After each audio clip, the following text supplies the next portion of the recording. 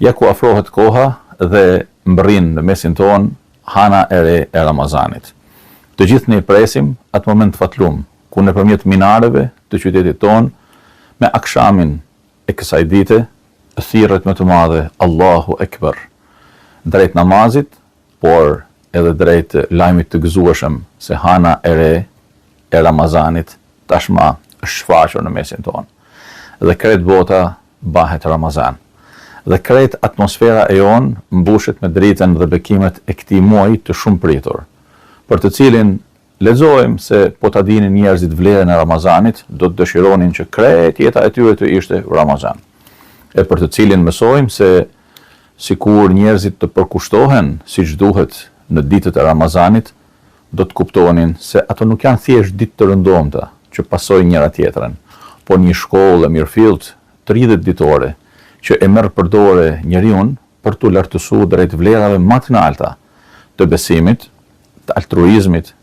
të dashurisë e të mirëkuptimit, të paqes e të harmonisë në mesin e njerëzve, të dashur dhe të shtrejtë. Është momenti që nëpërmjet adhurimeve tona, përkushtimit ton dhe angazhimeve tona të përditshme, të bëjmë atë që pejgamberi alayhi salatu wasalam kërkon nga gjithë secili prej nesh në këtë ditë të bekuar të Ramazanit.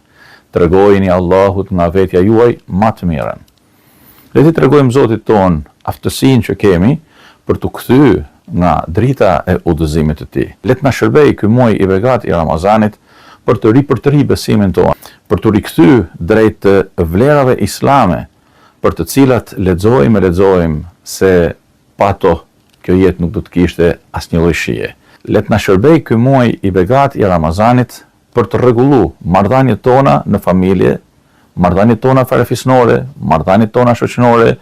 dhe le të shërbejë çdo moment i këtij muaji të begat për t'u lartësuar gjithë secili prej nesh në rrugën drejt dashurisë së Zotit,